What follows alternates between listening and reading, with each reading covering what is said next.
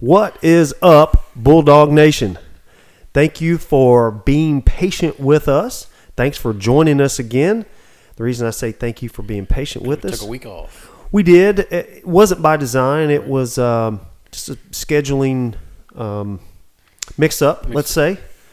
Hopefully we've got all that corrected, and we've got, just telling Micah earlier, we've got A schedule. 5 or 6 weeks out now, and I've got some schedules upstairs, and so hopefully that's not a challenge anymore. And that's that's part of show business. That's part of it. We hadn't been able to put any in the can, so No, we kind of got one ahead, and then it kind of got away from us. So anyway, thank you for sticking with us and coming back this week to listen to us. You are Micah Harris. I'm Matt Tanner. Thank you again for joining us. We're glad to be back. And without further ado, we'll mention our sponsors and our partners. Big shout out to Mercy Phoenix Healthcare Staffing, Mr. Jody Cheney and his crew. They are your go-to for your healthcare staffing in this area. And again, if that's something that you need, or if it's a job that you're looking for, give them a call. You can find them on their Facebook page on mercyphoenix.com, and Mercy is spelled MERCI. And you can also contact them via their website at mercyphoenix.com. Our next partner is Green Grass Guys, Mr. D. Bizzle, Mr. David Bizzle. They are your turf management specialist, and they are terrific at what they do. You said them mosquitoes now too, right? They are doing some mosquito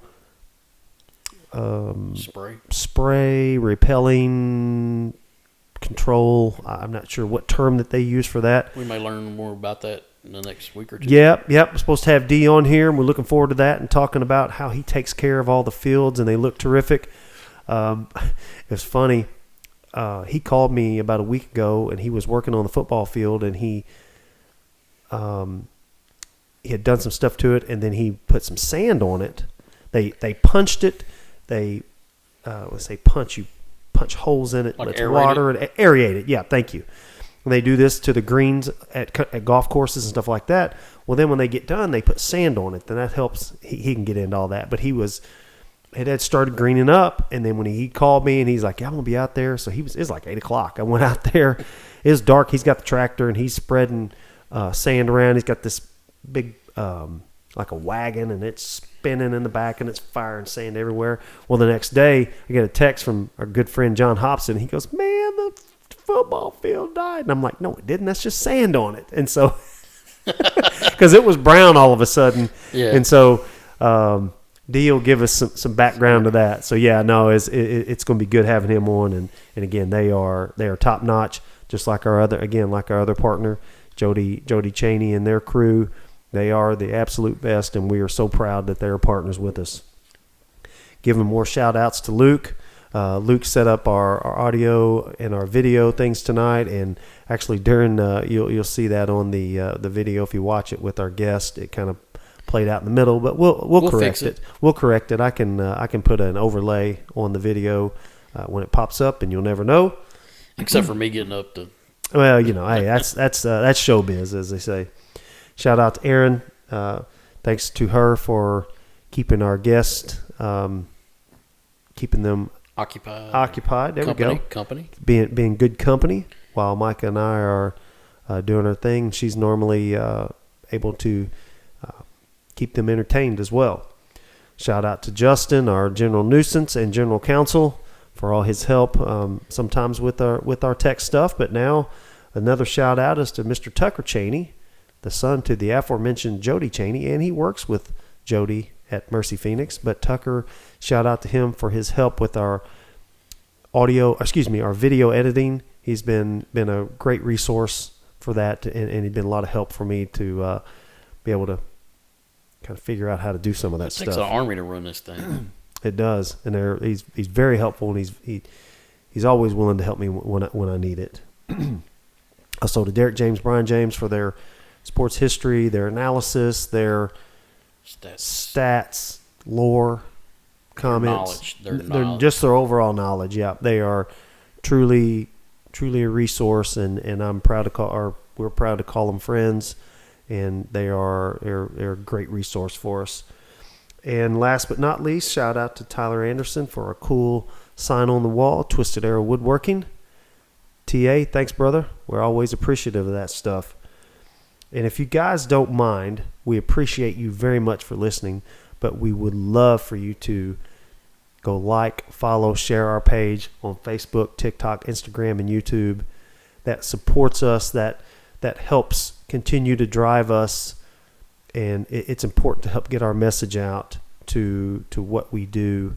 And thank you for doing that, those that have done that. And we just ask that you continue. It means so much to us. Tells us that there is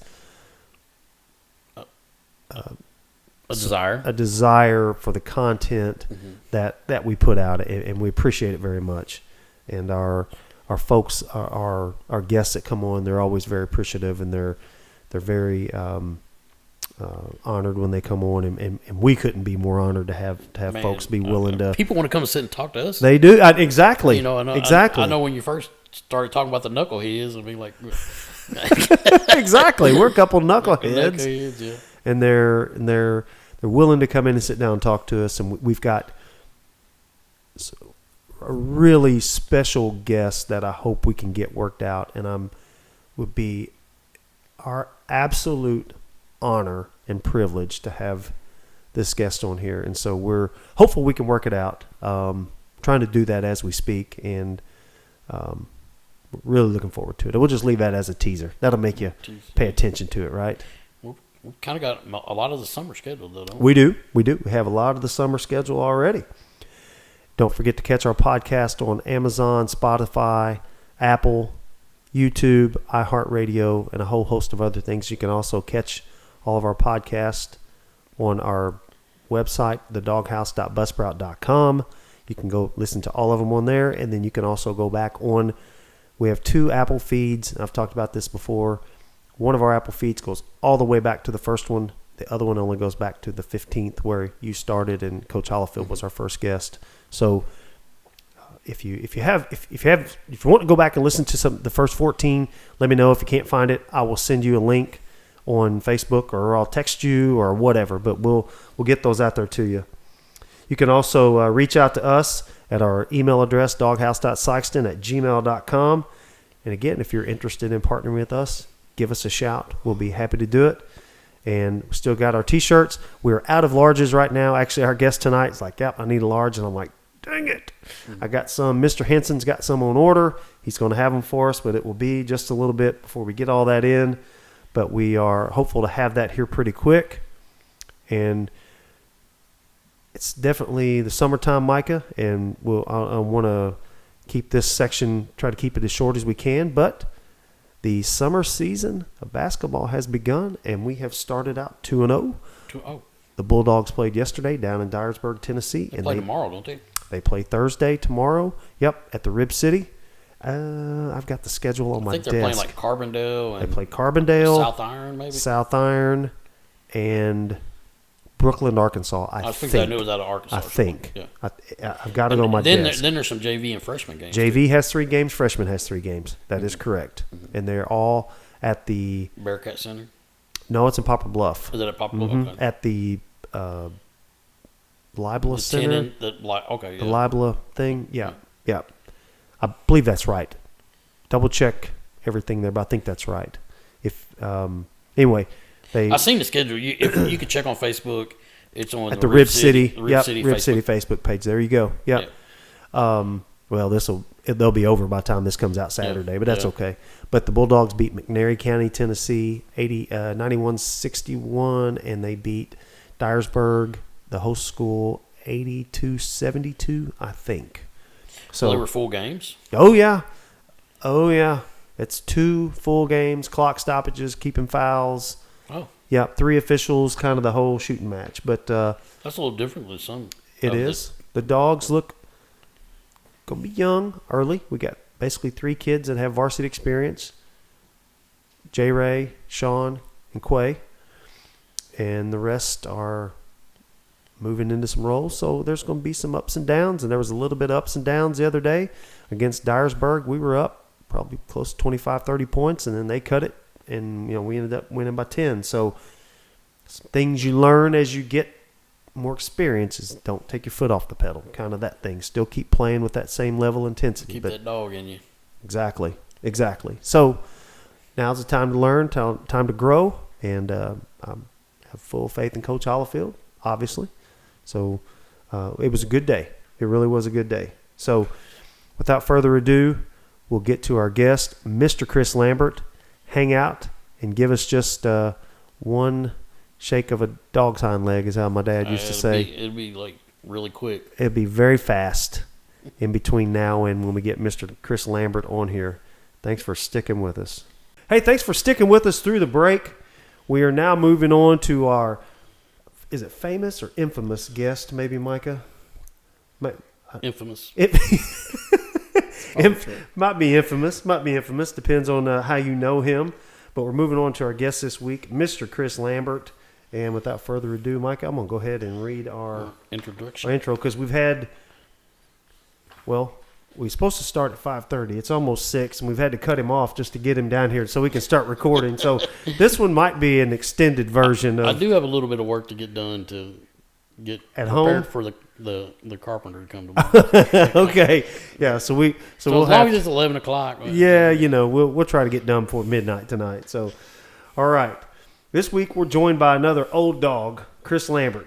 Chris is a member of the Sikeston High School class in 1989, a former Bulldog athlete, a civil engineer by profession, and now he's returning home to the sidelines as an assistant football coach after spending the last several years as an assistant coach at Kelly High School.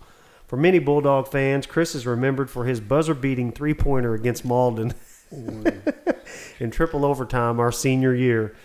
Nearly 4 decades later, people are still talking about it. I know, right? Wow, yes. We'll talk about his playing days, his coaching journey, balancing life as an engineer and a coach, what brought him back to Sikeston, and what he hopes to help build with the Bulldog football program moving forward. Settle in, enjoy our conversation with former Bulldog and the newest Bulldog assistant coach, Chris Lambert. Welcome to the doghouse. Welcome to the doghouse. Thank you for the opportunity to be here. Absolutely. We've Chris and I have only known each other for a lifetime. Basically, Pretty probably much. 7 or 8 or 9 years old, something like that. We started playing baseball on the same team on the light blue. Light blue? Was it Firestone? Morris Firestone? We had MF on our. That did not go well. My That was dad not used good. to laugh so hard about that. That was not good. It is what it is. Back in the 80s or 70s, and they gave us a hat that said MF Wanted on to give there. you a pack of cigarettes with it. And sometimes our dads was calling us MFs. Oh, Get your MF. Probably. Don't make that error again. probably. If they didn't say it, they were thinking it. Exactly. Yeah, That's right. so Dad always laughed so hard at that, and I'm like, Dad, I don't know. I didn't. They gave me the hat. What do you want me to say? I'm a what do you want me to kid. do with it? Heck, I was happy to have that hat, and I had on like a brown leather belt with my name on the buckle. I promise. Yes, sir. And wearing my first game, I wore jeans instead of Yeah. baseball pants. So I don't know what the heck was going on around then. Well, what did we know? And MF, probably, like you said, in a pack of cigarettes rolled up on. Exactly. The bad news bears. That's what it felt like. We should have called Chris Kelly, like Kelly Lee back in the day. Yeah, back in the day. Oh my That gosh! was great. So that's basically mine and Chris's story. How we started becoming friends, and we've been friends ever since. So yeah. year in, year out. Chris was in mine and Aaron's wedding. We were just talking about that a while ago before we came down here. Yep. Aaron said she was great gonna, friends. Yep, said she was Just going gonna pull out pictures. Oh Yeah. Lord. Yeah, I think we keep the pictures out. Yeah, let's don't bring those out right now. I may have been. That was back when I had hair. Same. Yeah. Same. I don't have it anymore. Same. So, you know. Exactly. So, all right, let's jump right into it. First, how long did you coach at Kelly? What kind of got you started coaching there? And then how'd you tell you how you coming back, I guess, to Sikeston to coach? Okay. Getting started was a different story. My wife taught at Charleston when we first came back. I went to be an engineer, came back. She taught at Charleston, and then she came home one day and said, hey, we've got a baby girl. I want to teach part-time. And I said, okay. It's called substitute teaching. And she said, no, I want a part-time teaching job. And I said, Pam, that's a substitute teacher. And she said, I'll find me one. And I said, okay, that's good. She comes home later on. She goes, I get hired as a part-time teacher. And I said, okay, where? We got part-time students. Kelly High School. And she said, I'm working 8 to 12, and I'm off. And I get to spend the afternoon with my daughter. And I was like, She worked 8 to 12 every day? every day. Okay. And I said, okay, great. So she started teaching at Kelly. And then years later, they decided they wanted to have football. Yep. We won a football program. How long ago has that been? Probably 15, 16 years I ago. Has it been that long? Been that It's long. probably started about, 11 or 12? Yeah, 2011. right around that. Right around that, Cow. yes. I would have said 8 or 9. Right. Okay. And so, the way that got started, and so me being an engineer surveyor, they were In the like, field? they were like, hey, your husband does surveying, doesn't he? And she said, yeah. And they said, well, we want to see, can we put a football field with inside the track? Or do we have to build a new football field to get started? Okay. So they contacted me, and I said, well, I have to shoot the football field or the track in to see. And then I have to go to get a hold of Misha. Because football fields ain't just football fields. They're not just 100 yards. Sidelines. They got to have coaches' boxes, sidelines. Everything's got to fit within there, and they got requirements. Yeah. So I shot it in, put the design on, gave a big presentation, and told them they could put it within that track. Okay. Well, in the meantime, my wife, Coach Red, was the first head coach. And Coach Red asked my wife, he said, your husband play football? And she said, yeah, he played Sikeston. And she said, would he be willing to coach? And she said, I'm sure he probably would. And so She threw you straight under the bus. straight under the bus. And so the year was coming up. I never heard nothing back, and I thought, well, so basically, Coach Red asked me would I be willing to coach, and I said yeah. And so I really didn't hear anything back, and I didn't think much about it. But the next year came, and so Coach Red left, and Coach Powers came in. Lance Powers came in to be the head coach. And so when we started setting the football field up, he called me, and he said, Chris, can you set the football field for me? And I said, the season was over when they started this. So he said, would you set the football field up for me? And I said, sure. I said, what do you want? You want the hash marks? You want the numbers? I can get you whatever you want. I got a GPS. I'll just go mark whatever you want. He said, okay. So he said, I'll meet you out there. I'll tell you what I want. And you can mark it. And I said, okay. So I met him out there. And So you did. Let me go back. I did coach not the coach the first year. The first year, I did not coach first year. Under That Coach was their Red. JV year, right? That was their JV year. Oh, yeah. That was their JV year. So I go out and I meet Coach Powers out, and I said, hey, I'll get you marked out what you want. He said, I'll stripe it, whatever. He said, hey, Coach Red told me, and your wife told me that you'd be willing to help coach. And I said, yeah. He said, you play football? And I said, I play at Sikeston. He said, when did you graduate? I said, 89. He said, really? And I said, yeah. I said, when did you graduate? And he said, 90. I said, from where? And he said, Cape Central. Oh, boy. And He I wasn't said- the one Andy knocked out, was it? No. And I said, the funny thing is, I said, that's the difference in social media now. Yeah, oh, yeah. I had no idea I played against him. Yeah. And then we get to be really, really good friends, Yeah. best friends. And it was so interesting that he played the same time I played, but we never really knew each other. Mm-hmm. And so he said, well, would you be willing to do defensive backs and receivers? And I said, yeah, I can do that. And so that's the start of my coaching career, which was about 14 or 15 years ago. Oh, dang. So every year I would coach. And in that sense, we got to be really, really good friends. We were really, really best friends, which was interesting about that. And a lot of people see me as coaching football. I actually helped coach girls soccer at Kelly also. And I have been blessed by being able to coach my daughter in a high school sport and not being a teacher. And so basically I got started there. And then the way that worked was when you had football, you had to have something for girls. Right. So they picked Title up. IX. That's right. Yep. They picked up soccer. And the reason being is Kelly's really good at fall. They're really good at softball. So Coach Mel was like, y'all pick what you want up, but it ain't going to be in the fall. Don't pick it up in the fall. Yep. And Soccer's so in the spring. Don't pick up That's right. volleyball. we did, and we went into soccer. So I helped coach girls soccer for about 8 years. But that's the way they got started. And so didn't my realize wife, that. my wife to this day is like, I'm the one that created this problem. And I was like, Now I got to deal with it. yeah, now I'm dealing with it. But that's really the way that I got started in it. And just each year kept going back to Kelly and building the relationships with the kids. Yeah. And got into really, coaching is so much fun. It's about the kids. Right. Loving the kids and loving on the kids. And the funny thing is, I have the opportunity being outside, not a teacher. So then when I come, I always try to build a relationship with the kids. Right. It doesn't matter what you're doing. Got to build a relationship. Build that relationship. Love on the kids. And every time I go, I'll get my kids and say, hey, how'd your day go? What'd you do today? Well, Coach, I had a test today. Well, how'd it go? I don't know if I did any good, Get something to make sure that they love you. You love on them, and get that embracing that relationship. Yeah.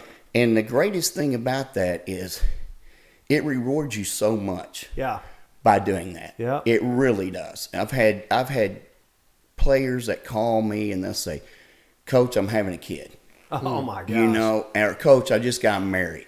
And I got one receiver that I coached, and he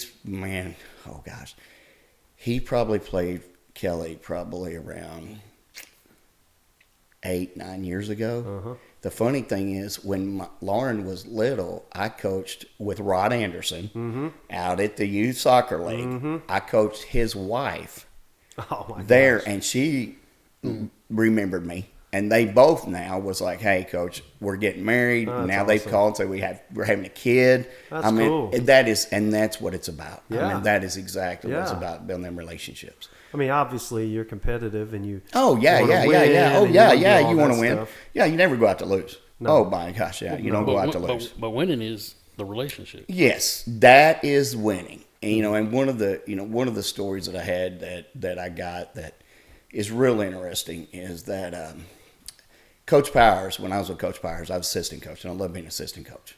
Head coach is a lot of work. It is a lot of work. I'm sure. And this way, being an assistant coach, it's a lot of work, but it's not near the work they got.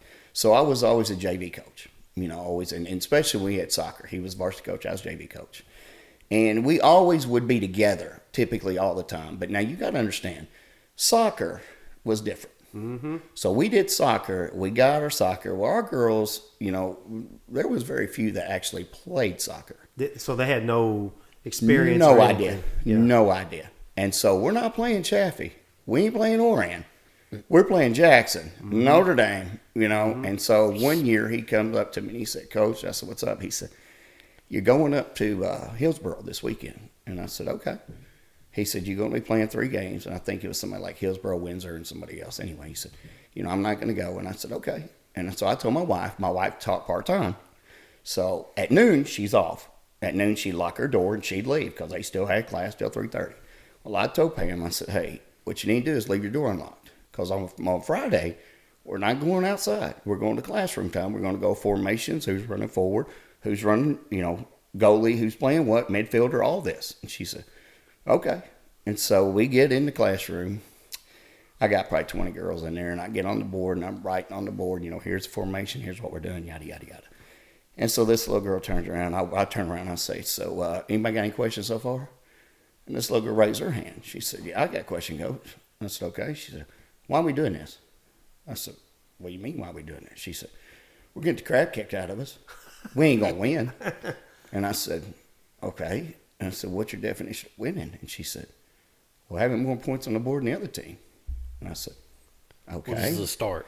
Which is a start. And I said, okay. And she said, that's not your definition? I said, no. You want my definition? And she said, yeah. I said, well, now that we're being honest about everything, let's just be honest. Who's going to play for the U.S. Olympic team? I said, hands going up? Anybody going to play for the U.S. Olympic team in here? I was don't see no hands going up. I said, but let me tell you what's going to happen. You go up here and you give me half effort. And then we get beat 2-1. And I come back and I lay in bed tonight and I'm going to go, well, if she gave me 100%, we might have won 3-2, but I'll never know. And you'll never know. I said, but here's what's going to happen. I said, half of y'all in here are going to be nurses. You give me half on that field. And when I'm older and you're that nurse, don't take me to her. She'll kill me. I see what she gets. Don't take me to her. I said, but if you give 110% on that field and we get beat, by God, we got beat by a better team. They're better. They're better than we are. At least today, they're better than us. Yeah, that's right. I said, but when you give 110% and you're that nurse, take me to her. Yeah. She'll do everything she can to save my life. Take me to her. I said, when you're that wife or you're that mother, you'll give 110%, then you win. Yeah. You might get beat on the scoreboard, but by God, you win. Yep. And that's my definition of winning. Yeah. And she said, Coach, I never looked at it like that. Yeah. And I said, in this classroom, wherever you do, give 110%, Yeah. and you win the game. Be better at what you did tomorrow than you did today. Yeah. The saying, Mike, that's exactly my saying. I've got the saying of be better today than you were yesterday, be better tomorrow than you are today. Yeah. That's the two things. Yeah. Be better today than you were yesterday and be better tomorrow than you are today. Don't compete against the other person, compete against yourself. I tell my kids the same thing. We were doing weight training, and I got to be junior high head football coach at Kelly for 3 years. And I told my weightlifting class one day, we were sitting in the class or sitting in the weight room, and I get them lined up. And you know anything about lifting weights? Not a thing. But the funny thing about that is, in junior high, did y'all skip leg day a lot? Yes, we did. Yeah, I do not like squatting. I do a little bit of the RDLs, but you know what? Screw that squat. The funny thing is, we're in here, and I've got my backs, receivers. But in junior high, it's about form. I mean, I don't care how much you lift. It's about form. Right. That's all I care about. Doing it the right way. Do it the right way. That when you're a junior or senior, you got 315 on your chest, you better be doing it the right way, because if not, you're going to pull out a shoulder. Mm-hmm. So I'm like, okay, well, I see these kids in the corner, and there's 3 of them. And they're my receivers. And I got 2 lifting and 1 watching. And I was like, this ain't going to work. I said, so I walk over and I was like, hey, dude, why ain't you lifting? And he said, Coach, I can't. And I said, first of all, whoa. We don't say the word can't. I don't want to hear the word can't come out of your mouth in a classroom. I don't want to hear the word can't come out of your mouth, ever. Yeah. I said, first of all, I'm going to show y'all how to help. I said, I'm going to get behind you. You're going to get this bar and you're going to push it up. You're going to do everything you can, and I will help you get it up, but you're going to do the effort. Yeah. And you're going to get down here and do this. And so at that point, I thought, wait a minute. I'm going to get a hold of these kids. Wait a minute. So I stopped everybody and I said, everybody look at me. Everybody look at me.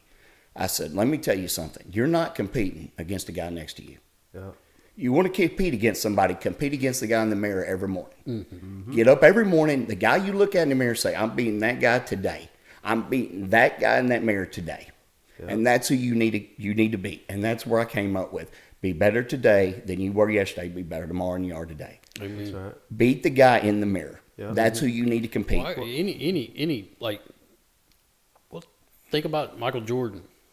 Who was he competing against?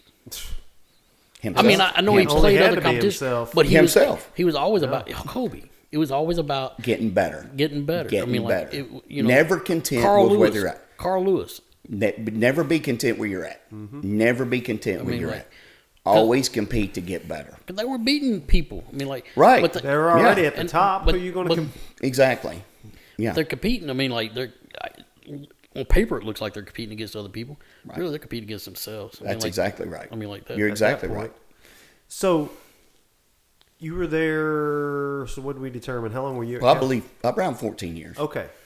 So, how'd you get back here? Tell me how that went. I think I got an idea. But. Yeah. Okay. So, I'd been at Kelly, and Greg Klein, one of my best friends, he coached at Sikeston last year. Yep. And so he calls me. We play golf together.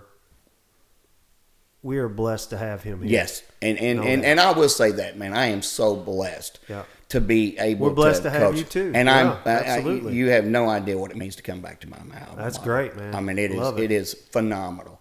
Took some Scott City boys to get you back. Isn't that something? Yeah, ain't it? That's what's interesting about that story, isn't it? Yeah. But Greg calls me. Greg and Jim May. Yes, great guys. Are best friends from way back in the day, kind of like us. Yes. Yep. And so Greg called me and he said, "Hey, Chris, I need you to coach D-backs." He said, "Here's the thing." He said, "If I become DC, I really need you to coach D-backs." And I said, "Was he coaching? Is that what he coached? That's what he coached. Okay. Yeah, and that's what he played. Yeah, He said, so I need to coach D-backs. He was very slow. D-backs, I'm surprised he was. And he said, yeah, right. Yeah, exactly. I mean, slow guy, man. Oh, yeah. I don't know why he didn't play line. He's one of the fastest humans I know. I played softball with him, and that guy. We both did. Yes, and he was just about beat out balls second base. Yes, he was fast. He was very, very fast. And so he calls me and he said, "Hey, it's time for you to leave and come back to your alma mater." Which Coach Byers, phenomenal friend of mine. Yeah. Great Christian guy. One of the best head coaches I've ever seen. Yeah. Really, really great guy. And so I was torn. I was like, man, I hate leaving. And he's like, but Greg's like, man, you need to come back. And I had always wanted to come back and coach at Sikeston, but I never really had an opportunity because a lot of times you had to be a teacher in order to coach. So I really never pursued the issue. Well, I mean, it's just, I know. Being on the school board, we've always had that. It's not a rule in Misha. Right. We've finally decided there's some teaching shortages, and we've also found that in some cases we'll have ladies and men that don't want to coach anymore, but they still want to retain like a PE position, which is totally fine. Right. But that's typically where you put a coach, and then it's hard to find a coach to be a head coach of any high school varsity sport and teach math. Right. I'm not saying it doesn't happen. I mean, Brett Collins was. Right. But in general, you want your head coaches to be PE. Correct. First off, they're with their kids. They can work on that particular sport during that time. So it all got to the point to where other schools are doing this. We finally were like, well, let's look into this. And taking – and we've got a vetting process. We don't just want anybody to come in. And Kelly was the same way. Yeah. You have to – and there's requirements you have to meet. There's requirements by Misha as well. Yes, you do. In fact, I just took my CPR training. You have to take your CPR training. Yep. You got to go through, Title IX stuff. You got to go through all that stuff in order to be coach. You got to do background checks and all that. Yeah. But, back to that. But, Greg called me, and he was like, hey, man, I really need you to. If I get to be DC, I really need you to be there. And I was like, okay. He said, think about it. And so he calls me back, and he's like, hey, man, I'm DC, and I need you to come to DC, that's defensive coordinator. Defensive coordinator. So we got a new defensive coordinator and a new offensive coordinator? Is that correct? So is Jim calling plays this year? Jim is calling plays, yes. Yeah. Okay. Yes, he will be. He's head coach and well, because Charlie, I think Charlie called him. He did. Last year. He did last year. That's who you played for. Yes, it is. I saw Coach Vic today, as a matter of fact. Yeah. Getting his haircut. Coach Vic, and played for Coach Vic, Coach DeMint, played for both of them. And the funny thing is that Greg comes in my office, and he's like, hey, because he told me, he said, Peyton's going to help, and I need you to help Peyton. He's young. I'm going to help you. You need to help him. And I was like, okay, great. Peyton is Greg's son. He's Greg's son. And so Greg comes in, and he's like, hey, man, you thought about this? You coming? And I said, I think. He said, well, I think you're coming now. He said, because Peyton's got a job at SEMO, and I really need you. And I'm like, okay, I guess I'm coming. He said, call May, text May, let him know. And I said, okay. So I text Jim, and I said, hey, I'd like to meet with you. I think I'd like to come to Sikeston. He said, okay. So he set up a meeting with me and Matt Johnson, AD. And they said, man, we would love to have you here. Yep. And we remember Matt, he's just a couple years younger than us. Yes, he is. Yep. And it was just a blessing to be able to coach, and not actually teach there. Yep. And it was, and I don't want to be sentimental about nothing, but we started weights about 3 or 4 weeks ago. Mm-hmm. And so it was like, hey, here's a schedule, we're going to be there. And when I got to the field house and I walked out on that practice field, man, I was like, man, it's good to be home. It's good to be home. Were there any coaches that are from Sikeston originally besides you? I'm trying to think through the staff. I don't know. You got McDowell, you got King, you got Ho. Yeah, no, you're the only one. I mean, Andy McGill was Andy for a while. Yep, Andy superintendent. Yep. No. And the bad thing is, I hate to say this, and I was talking to Coach King the other day when I walked in. I was like, I'm the oldest cat in this place. This ain't good. Jim's about our age, isn't he? Is he maybe a year? He's a couple years younger than us. Oh, okay. Yeah, okay. him and Greg are about the same age. Yeah, okay. They were I probably think they both graduated. 92, I think, is when they graduated. Okay. If I remember correctly from Whippersnappers. Yeah. They're the young guys. Yeah, we're back in the 80s. We're late 80s, but we're still in the 80s. The only reason I kind of remember that, I graduated in 93, and I know that, Clun was a year ahead of us because a guy I went to high school with in Charleston, Steve Ledbetter, played with him at SEMO. Right. Yes. And I think he was a year ahead of us. Yes. And that's how Yeah. Kind of. Those dang whippersnappers. Yeah, young guys. So- And young cats. Young cats. That's right. So, besides the sentimental stuff, what's getting you excited about coming back? I mean, is it just sentimental, or is it? No, I think, being able to come and a new group of kids, to be able to love on them and to get them, and to, kids that, and I haven't got to know all the kids yet, but some of these kids are going to be the grandkids of the kids that we may have went to school with. That's right. Which is the third, couple generations down, which is going to be awesome. To coach them to, hey man, I played with your grandfather. What? You're that old? Yeah, I'm that old, dude. But I think I think it being in Sikeston, I've had my business here 25 years, and me and you're from here. Yep. And to be able to coach, on that field I played on. Yep. And to coach these kids that, man, and the ones I've got to know so far, and they're great. There's awesome kids, man. But you could also share some of that history of what. Football. Yeah, the doghouse we used to have. Oh my gosh, that's where this name came from. Yes, and I'm like, doghouse. Don't we miss that? I was like, man, I miss that. Right there where the football, where the scoreboard is. Yes, basically. Where the scoreboard is. Yeah. I've looked. Man, I'd love to find some pictures of that. I'm be sure there's phenomenal. somewhere. Just had its own stench. Yeah, didn't it though? Wasn't it I bad? mean, All them locker rooms back then did. Oh, they my still gosh. do. But I mean, like, you remember those neck things we had in there that you'd strengthen your neck with? Had them look like a piston on either side, and you'd have to work your neck and stuff in there. Oh yeah, and free weights, and it was a big thing. I never did, but to get to be in the 300 club, you got I never a was T-shirt. there. I was never there. You always wanted to be there, but I was never there. 300 pounds on the bench press. If you get 300 pounds, but it was even on the it was on the machine. Yeah, it was on the machine. Free weights then. Yeah, it was on the machine. You didn't have to do it on the bar. You could do it on the machine. Oh yeah, and I remember being in there, and Joe White squatted like 500 or 550. Man, that bar was bent like this. And that's talking about a 45-pound bar. Oh, when a 45-pound bar is bent like that, that's a lot of weight on that rascal. That's a lot of weight. Oh yeah, it sure is. He's a big guy though. Joe was a big dude. Big guy. That's JT's uncle, by the way. JT Jones's uncle. Is it? Yeah. You remember Joe and Yeah. Shelby K? Oh, yeah. Shelby K's his mama. Yep, that's right. Yeah. Yep. Oh yeah, Shelby K was in our class.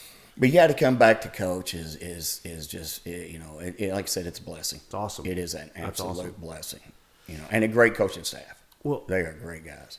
Let's just switch just for a second. How'd you get into? Tell us how you got into engineering, because I know it's been a while. And then how do you kind of balance all that with coaching in your family? And you got 2 girls and one's married and going to law school. That's Leah. Your baby girl is at Mizzou. So yes, that's a big. How do you balance all that? Well, first of all, getting into engineering, we went to school together. I wasn't the sharpest guy in the world. I didn't get no scholarships, And I always told him, I was like, engineering? I thought those guys drove a train. Yeah. That's what, Matt, funny thing is, I thought they drove a train till I got there, You're going to love that story. You decided that when they started showing all that math to you, that wasn't exactly what they were talking about. That's the funny thing is, we commuted together for 2 years to SEMO. Yeah. And so, in that sense is, the only thing I was good at was sports and math. And nothing else. Yeah. I loved history, terrible. But I loved it, but I'm terrible at it. So I thought, well, I'll go up to SEMO. I'll get a college degree. Got to have a job with a college degree. I'll be a teacher. I'll be a PE coach. I like coach. I like sports. That's what I do. So my second year, I get up here. Well, me and Pam are we're getting engaged. And I'm like, okay. And I'm with my dad one day. And I'm sitting there and I'm talking to my dad. Your dad is a surveyor. Yes, my dad's a surveyor. But, he worked at Waters and there was engineering surveying. And so I'm sitting there one day with my dad and he's like, what are you going to do with your life? And I said, shoot, Dad, I'm going to be a coach. I'm going to go teach. He's like, well, you like math? And I was like, yeah. He's like, well, what about being an engineer? And I went, huh? He said, how about being an engineer? I said, Dad, I ain't that smart. And he's like, well, and one of the best advice that I ever got, he said, well, you ain't never going to know until you try. And I thought, well, what do I got to lose? Might as well give it a shot. Yeah. And so I applied to Rolla, and they were like, yeah, come on up. We ain't got no scholarships for you, but come on up. But Rolla, you have to understand, is a terrific engineering school. It is. Did you graduate from Rolla? Yes, graduated with a bachelor's and a I master's. was gonna say, So, go this? figure. God can work miracles. I promise you he can. I guarantee it. How do you feel about the name change? Missouri I S&T? can't stand it. I cannot stand it. That wears me out. That's true. That's true. But it used to be University of Missouri Rolla. Now it's Missouri S&T. It is. Science and technology. Is Yes, science and technology. And you know what I've heard? I ain't know how true this is, but this is what I heard about this. The reason they changed that is because when you Google Rolla, it didn't come up one of the top 10 engineering schools. So when you science and technology, put science in, it'll pop up Rolla. Science and technology. That's my understanding. That's the reason. So it's an algorithm with the yes. Google. With Google. I was going to say, I've always thought Rolla was highly It is. regarded. It is, but it wouldn't pull up on the Google. When you Google, my it wouldn't gosh. pull up engineering and Because it's and like up there science, with like whatever. Purdue and stuff, ain't it? Yes, You know? it's a good big school. time It's a good school. Yeah. And one thing that I love about coaching and telling and working with the kids is you don't get to where you're at unless somebody else sacrifices for you. Yeah. That's true. And the one thing is, besides Jesus Christ being my Lord and Savior, number one in my life, my wife is number two. And she is the number two. Without my wife, I would not be what I am today.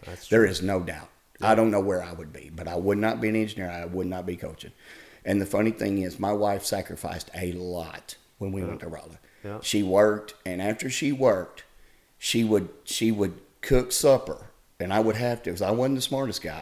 I would study till midnight, 11 o'clock at night at the Civil Building, and she would bring me supper every night after she got done working, just so that I could get through school. So will you end up being there 3 years or 2 years? I was there 5. I went and got my bachelor's and then turned around and got my master's right after that. Holy I got my bachelor's and my master's and then came back after that. And I mean, now I got to teach a couple of TA courses once I got through them. And I was there. I actually got to teach one of the mechanical materials classes after I took it. And lo and behold, me growing up surveying, I got to teach the surveying class. Once I got through that, I got to teach that lab. And they paid me for it. So I was broke as could be, because my wife taught part-time. I mean, she cut hair. She was a beautician before she was a teacher. Mm-hmm. And she would work part-time. And she would have to pay 50% commission to the owner. So I would send my buddies over there. I'm like, hey, dude, go get your hair cut. And so they would go over and they would come back. Chris, I can't afford that. It's $25. I said, yeah, but I got 12 and a half out of the deal. Come on, man. They're like, I'm only going once. I'm like, okay. But yeah, she sacrificed everything. And you saying balance and how you do that with your family. Yeah. Man, she is the one that really gets the raw end of the deal. Because she knows that I love the kids, and that's why she teaches. Yeah. She loves the kids, and she puts the kids before herself. Is she still teaching? She is retired. Okay. She does sub. Okay. She subs. Okay, that's what I was thinking. But, she's dynamite. Yeah, I mean, she is the best woman in the world. Yep. She is the best. Yep. And, even with coaching, she understands. She knows it's go about to the games and all Oh, that yeah. stuff? Awesome. Oh, yeah. She will go to the games, and she is a full supporter. Awesome. I mean, she is a full supporter of it.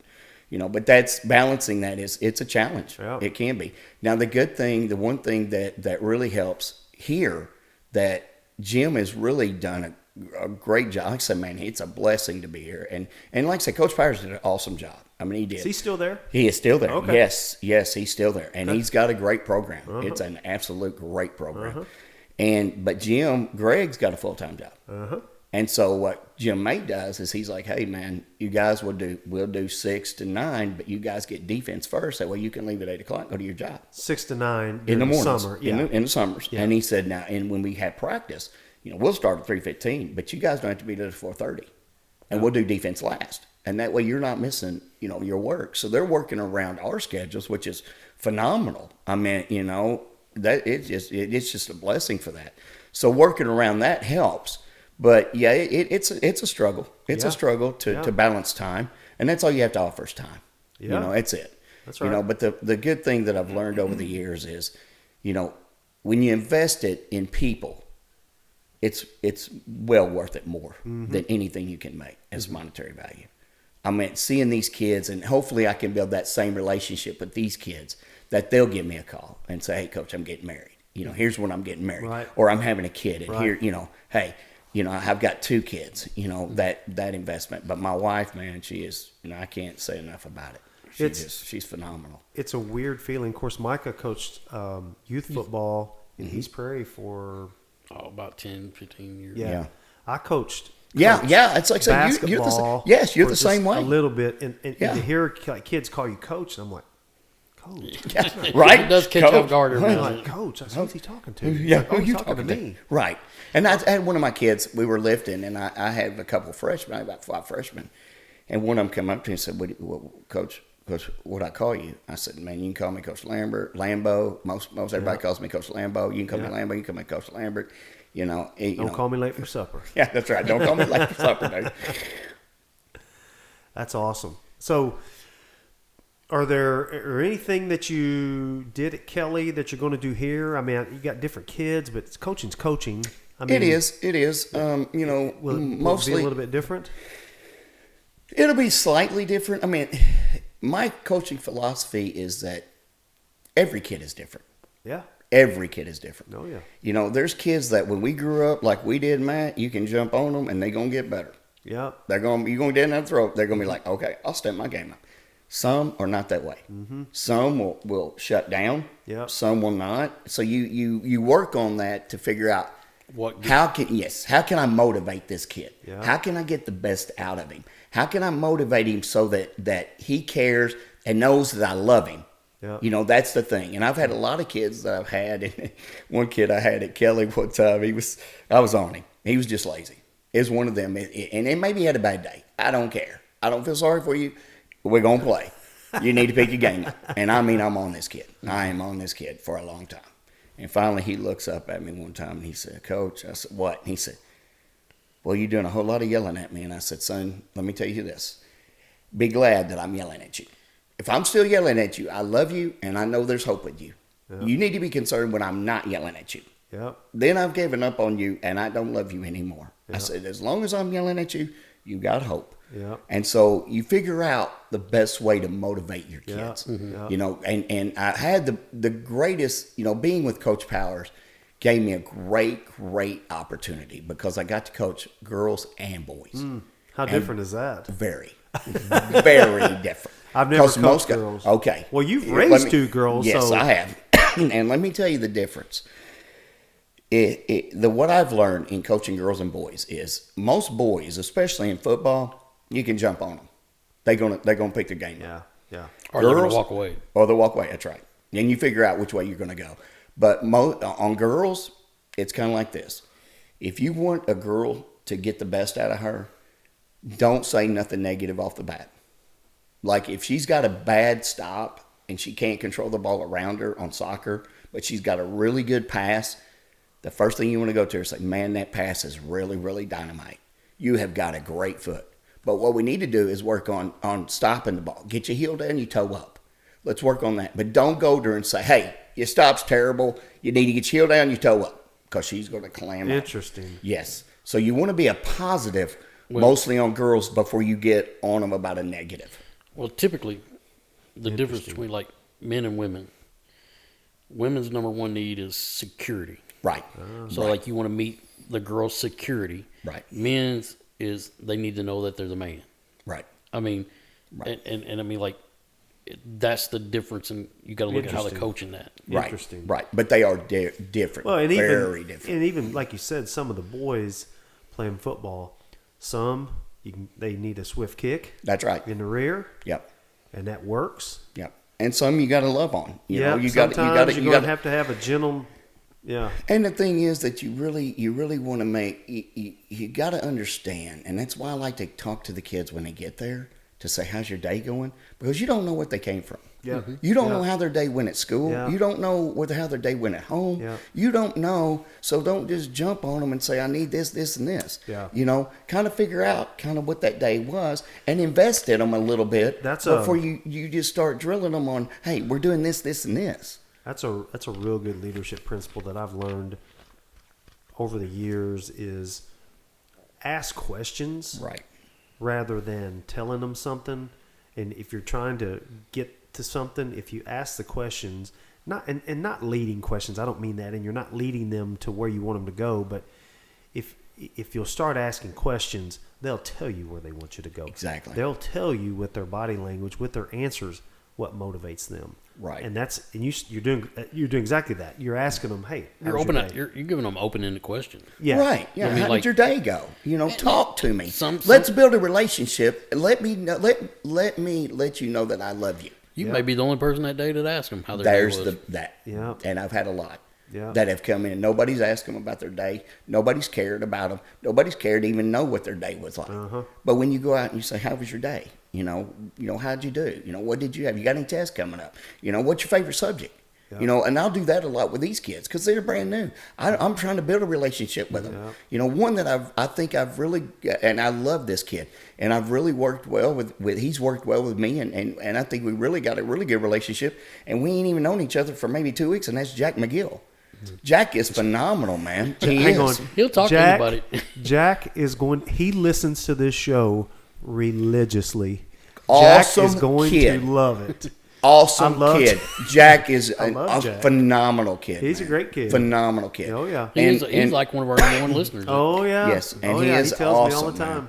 Awesome kid. That's funny. And when he's there, and he's golfing a lot, but he's there and he's working 100 times, man. He's doing everything he can. He'll be a sophomore. Yeah. Yeah. Yep. Oh, That's yeah. right. Yeah. Oh, yeah. So you build that relationship. So I'm hoping that I can use that, to motivate them, bring a lot of energy. Me and Greg, I hope both of us can bring the energy that's there, that we got, that we can motivate kids. And by the way, that wasn't a plant. I had no idea he was going to say that about Jack. Oh, no. I'm telling you, man. Jack's Jack's a great kid. He is awesome. Let's talk about the defense, man. There's a lot of opportunities there. I mean, they were young last year. Very. Yes. I mean, they were sophomores. Yes. Micah and I talked. So we do this, just to give you, we do this same thing during the season, but we start, this will be the second part of the podcast. And during the season, basketball, football, baseball, whatever, we'll talk about, especially during football, we'll talk about the game. We'll usually record on Saturday mornings, so we'll talk about that game. And Micah said, I'm telling you, this team is basically sophomores. Watch out for this team. They're coming. They're going to get bigger. They're going to get stronger. They're going to get better. Just watch out for them. He said that. The one thing I'm looking for, and I'm going to tell you on defense, I mean, this ought to be on your goal. This is one of your goals. Need a goal line stand. Yes. He said, yes. He kept when saying, you see a goal line stand in a season, you're headed in the right direction. That's right. I mean, that's exactly right. When you pull together on defense and see, that's how a team grows. Micah, you hit it right on the head. And that's one thing that, you talk about when I played, the one thing that I want our defense to understand and to grasp is that when we fumbled the ball on our own 5-yard line, our defense did not look at us and say, what kind of position you put us in? Right. They took it and said, we'll get you the ball back. Yeah. They will not get in the end zone. We'll give you another opportunity. Yeah. We will give you another opportunity right here. Mm-hmm. And they took it as a challenge to go, hey, we'll get this ball back. Yeah.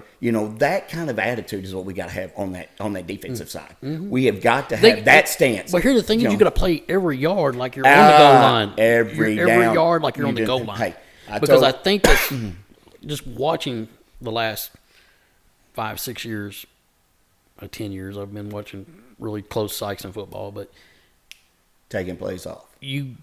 They get ahead. They'll slack on defense. Part of that is that most kids are going both ways. That's true. That is true. That is true. Part of that. I mean, so that's why we need numbers, y'all. Right. That's exactly why we need numbers. Exactly. And that's exactly why you need numbers. First part of the season, it's hot. It is. You're going to get tired, get cramping. That's right. But you need numbers. That's why, you talk to them kids about recruiting in the hallway. Mm-hmm. Recruit in the hallway. Mm-hmm. Get as many kids as you can out here because we need numbers. We need numbers. I think I've said this before on here, but Coach May, I go to basketball practice a lot, and Coach May, they were doing some drills in the off season. It's all right. Is it? You gonna see if you can get that? Yeah. They were doing some drills in the off season. They were in the field house, whatever, during basketball practice, and I was sitting there watching him. He came over and he goes, man, Matt. He goes, I don't need all those kids. He goes, I just need 2 or 3 of them, or 4. I need 2 or 3 of them kids. And I can tell you with 100 or 1,000,000% confidence, Coach Hollifield encourages those kids to play. I mean, well, if they want to play. Well, Matt, you're just like I am. We were multi-sported. Yeah, and it makes you better what you love. I want our girls' programs to be the best. That's right. I want our boys' Sure. teams. Sure you do. Volleyball, football, Sure you do. basketball, baseball, You want a state softball, title in every sport we can get. soccer, everything. Right. I want Yeah, I you want the want it down. cheerleaders to be the best. Sure. Everything. Yeah. I want them all to do that. But like to do we well. were, like we were in school, multi-sporting makes you better at what you Yeah, really love. yeah. And if you multi-sport, you may find something you really love. Right. You never know. Right. But yeah, making multi-sporting makes you better at what you love. I'll fix it. I'll fix it on the video. Okay. Yeah. It's we had a technical error. That's all right. No, I can't. We'll keep It just going. fu- It's yeah, on the that's TV. fine. Yeah, whatever. Yeah. We'll We're fix good. it. So if you're, do you help Greg? Will you help him call plays? Or No, he's DC. Okay. He'll do all the play calling. Okay. But I'll help with Well, who's the defensive coaches? You, Greg? me, Greg, Jacob Prouty. He's the linebacker coach. Oh, I forgot. Yep. See? Yep. And Jacob's What- phenomenal. what- Dude. Well, you talk Jacob about is Sikeston player. phenomenal. Oh, Yes. there we go. Yeah, there you Duh. go. That's another Sikeston player. And Duh. Jacob's phenomenal. It's you his know? first year, too. Yes, it's his first year What too. a Man. Yeah. what a blessing Yes, to have him. yes. I mean, we're It talking is. about Yeah, phenomenal. And Yeah. does a phenomenal job. great job with the Yes, kids. yes, great job with the kids. Knows linebacker positions. So we'll work together. Greg will be doing a lot of stuff with defensive line. He'll do linebackers, being DC. He's got it. He'll be overseeing a lot, but I'll Does be doing a he- lot with safeties and corners Does to he make say, sure. all right, Chris, this week or for this period of time, I want your D-backs to work on, I don't know, breaking up passes. Sure. Or Yeah. Oh, yeah. Does he Like- give you specific things to work on? If he's gone somewhere, he'll say, "Hey, you need to run this," or you pick something you want to run, but this is what we want to work on. Okay. Like we're working on takeaways. The biggest thing that we want this year Creating havoc. is creating havoc and takeaways. We want takeaways. So this week we worked on punching the ball out. Okay, so I was Punch the getting ball ready out. to say, punch it or stripping coming, it or whatever. When you're coming to make a tackle, punch the ball out. Punch the ball out, and let's get a takeaway. Because if we can get some takeaways, that will save a whole lot. You can win games by takeaways. Well, and you're going to make the tackle anyway. Yeah. So let's work on where it's consciously you're making that effort to punch that ball. Part of that too, though, is the way that tackling is done now is different than what it was Oh, my back in the God. day. Oh, yeah. You face on the ball, you know what I mean? Like, Right. you're doing Yeah. more hawk tackling now than like We are, yeah. And see, we worked last week. We worked on a little gator tackling, row tackling. Yeah. And there's a form to do it. But Greg will sometimes say, "Hey, this is what you're gonna work on today. This is what I want you to work on." Or if he's working on, maybe stance or something like that, he's like, "Hey, this is what you need," and you can do your own drills. You want to do the drills. Yeah. Or he may have me saying, "Hey, we're going to do the NFL drill today. I need you to do the NFL drill." Okay. And if he's free, he'll help me. But if not, he's like, "This is what I need you to do." Yeah. And that's what we'll work with. But and we watch film. We'll watch film, make sure everybody. But when you're DC, you got so much responsibility. Oh, yeah. It's Oh, yeah. so much responsibility. Oh, yeah, for sure. So you really need all the coaches you can to go, "Hey, man, I need you to really look at this."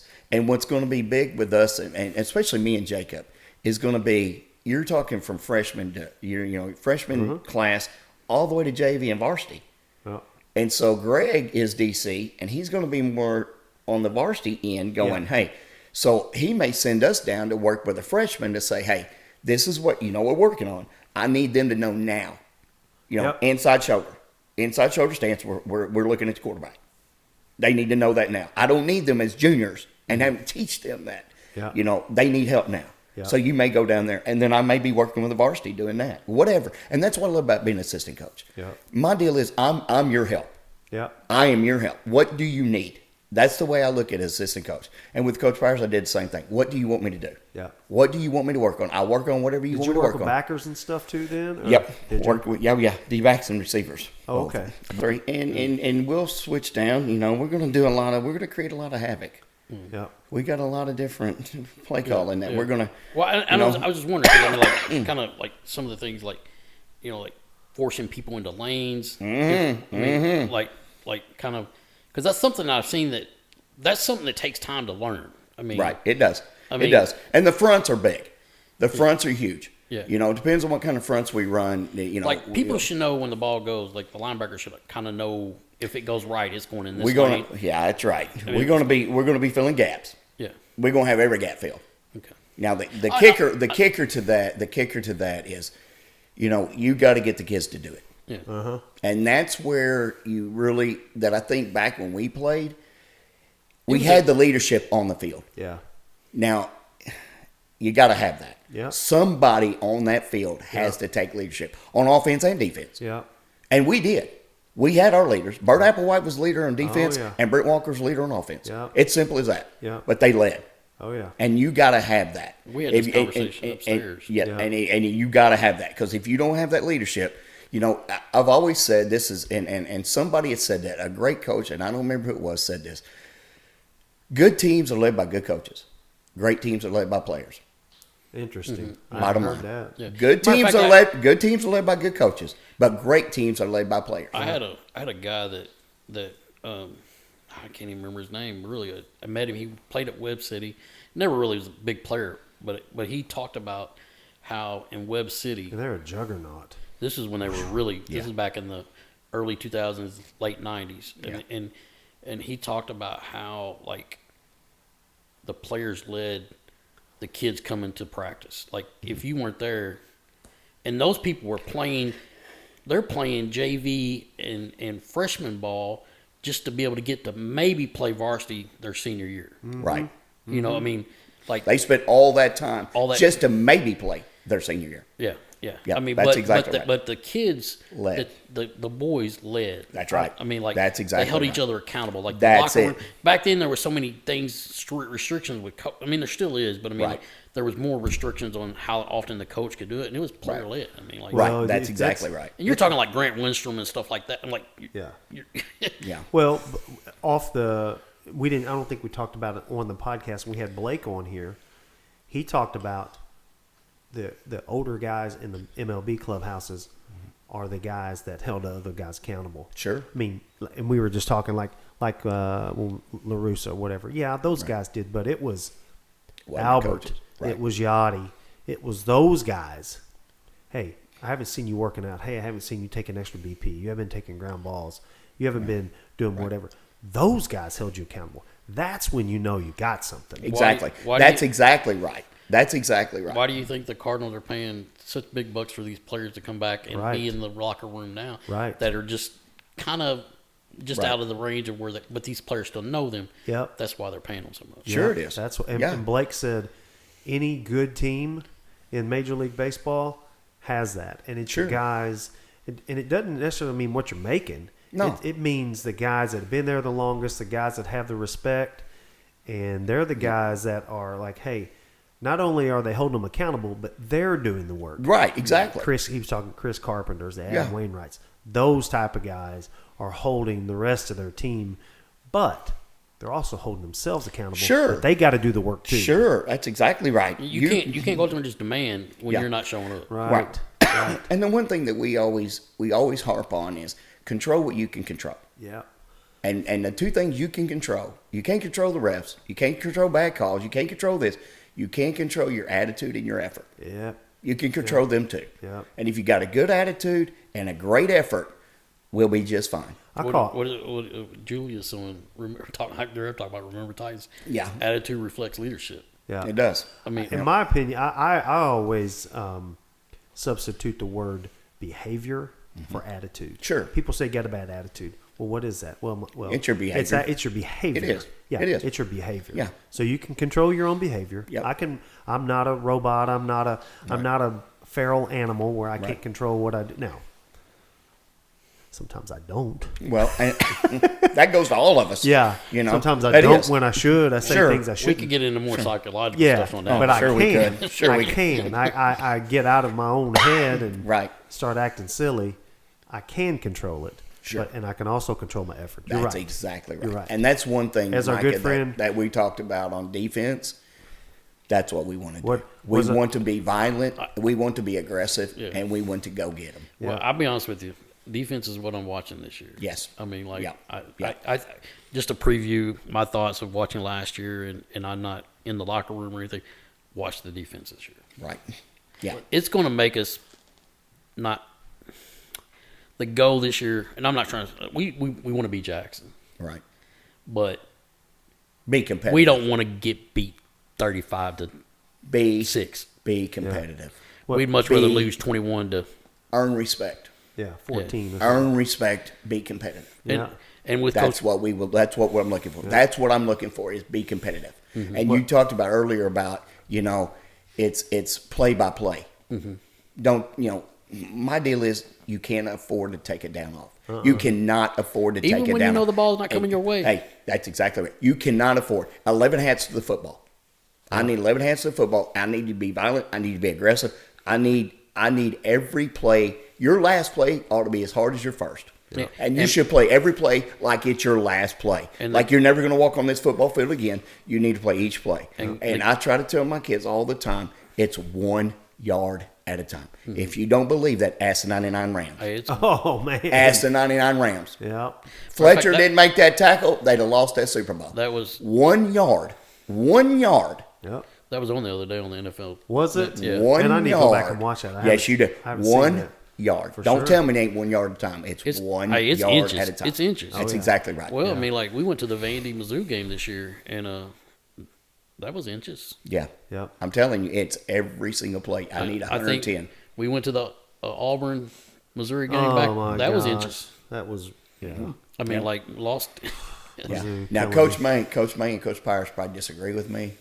I'm a defense guy, but hey, offense wins games and defense wins championships. I'll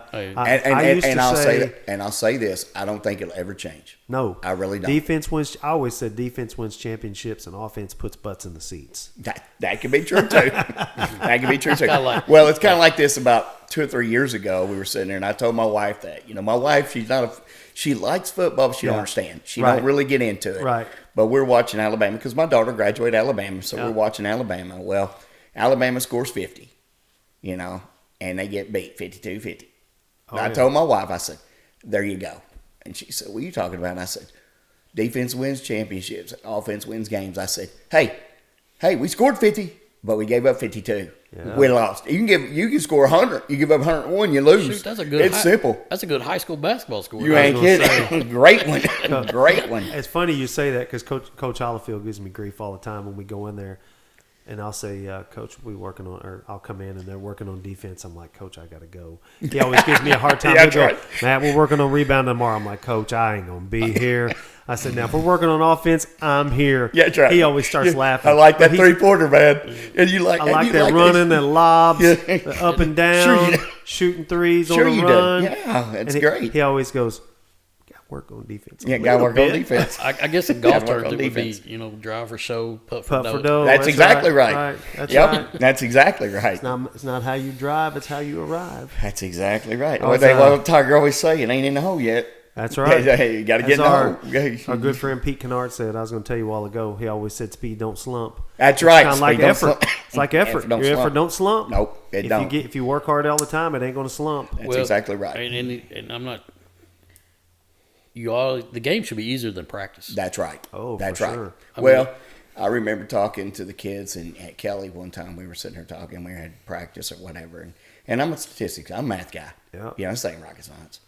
So we're sitting there, and one of my kids, he give me half effort. I mean, give me half, and I'm getting mad. I am fired up. I'm probably saying things I shouldn't say. As my wife tells me, you got to watch that. And I'm like, okay. So we get here. It come out of my mouth. Yeah, exactly. And this kid, he looks at me and I said, I told the kids, I said, man, let me tell you something. This ain't hard. This ain't hard to figure out. I said, you give me 50% Monday through Thursday, and you say, Coach, I'll give you 100 on Friday. Now, wait a minute. You're going to give me 50 Monday through Thursday. Yeah. Your body ain't seen 100.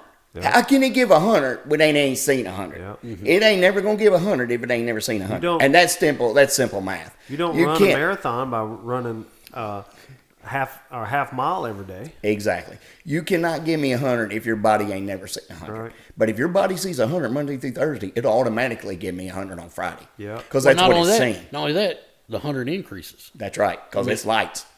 And you got some adrenaline going, and now you got Friday night lights. Not only that, your body's used to it. That's right. It's already there. It's already there. It's already there. It's already seen it. It's going to give it without knowing it. Football, sports is repetition. Sure. Oh, man. I mean, I forget how many, I read, when I coached youth league, I probably studied more than I should have.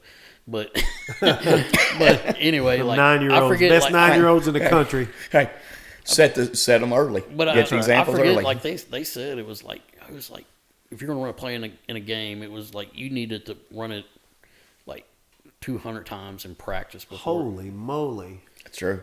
I mean, and you like that's talking. I'm talking about like bird dogging it and all that. Right? Kind of like breaking it Well, down. you want it to be muscle memory. Yeah. You know, you want it to be muscle memory. And you start slow and build up. Right. I mean, like and you don't want to create. You know, one of the things that you don't want to do is create bad habits. Right. You know, make what you do. You want to do it, but you want to do it right. But you want to make it over and over and over. Yeah. Because then it's just muscle memory. It's just repetition. Your body already knows. Defense is just reacting. You know what I mean? It is. It's a lot of fast, reacting. Play fast. Read your keys and react and play fast. Yeah. You're downhill. You're downhill. You're not waiting for Don't them to turn come to side- you. Don't turn sideways. You're not waiting for them to come to you. You're going to them. You got to go get Play them. side to side. That's it. Like, Yep. no- And play smart. If you turn sideways, you're beat. Yep. That's exactly right. So, Chris, let's go back to high school for a minute. oh man, yeah, back in how old was that? What were some of the coaches and teammates back in the day that had the biggest impact on you? Oh man, the two biggest coaches had the biggest impact on me. I'm going to say is Jerry DeMint and Rainey Thompson. And Rainey Thompson had a big impact on me, Yeah. and so did Coach DeMint. Coach Yeah. DeMint had a really big. Yeah. And I think because of both of them, I'm a lot like they were. They were very passionate, Oh yeah, very, very. Thompson was Yes, he was on you. he's a go getter. Yeah. He wanted. He would push you. Yeah. You know, and Jerry would too. Yeah. Jerry would if you weren't performing like you should, oh by gosh, he's gonna make you. Yeah. You know, I'll line up with you if you want. We'll line up, me and you, and you're like, oh, I'm picking my game up, coach. I got you. And I'd say probably the players, Yeah. probably Brent and Bird, Yeah. probably were the two on the football field. Yeah. You know, Robin had a big influence too. Oh yeah. Robin had a Butler. huge influence. Oh, yeah. You know, even though Robin was a junior. Yeah. You know, Yeah. everybody we had on our team was pretty seniors except for him. Yeah. And you know, he was a go getter. Bud? Yes, That's he what was a they call go getter, him. man. They were very big influencers. What's your favorite memory from then? Oh shoot. Any sport, right? Yeah, either one. Oh, either one. Oh man. I don't know. My favorite memory. Speaking of Randy Thompson, now I'll tell you this one. I remember. Keep it clean. Yeah, I know. I remember. I remember. We were at practice one time. It was me and Brian and Tom, and we were Basketball. Yes, and Coach Foster would stay in the locker room. You know, he'd be in the coach's office, and so we'd come out and run our own 3-man weave. You know, we'd run layups. Well, Coach Thompson had JV kids on the other end, and so I mean, we was one practice, and Randy's just on him. He's on Carlos Ivy, and he's on Joe McFeeters, and he's all over him. He's all over the team, and we're just making layups, waiting on Coach Foster to come out. And so we're looking down there, and we're kind of just gandering on the other end of the court, and we kind of start laughing a little bit. You know, and Coach Thompson turned on me. He said, Lambert, y'all think that's funny? And I was like, I don't know. And he said, how about you five come down and we play a little defense? And I was like, yeah, okay. So we get down here. Well, Carlos got the ball. He bounce passes it. Well, you know, Brian just takes it. Just, you know, jumps in front and takes up, makes a layup, comes back, and Randy is all over Carlos. I mean, just on him, down his throat. And I'm on Joe. You know, I'm sitting with Joe. And so we come back. And so Joe takes a ball, and he bounce passes over to Carlos. Well, then Tom Jack takes it and goes the other end. And Randy is livid.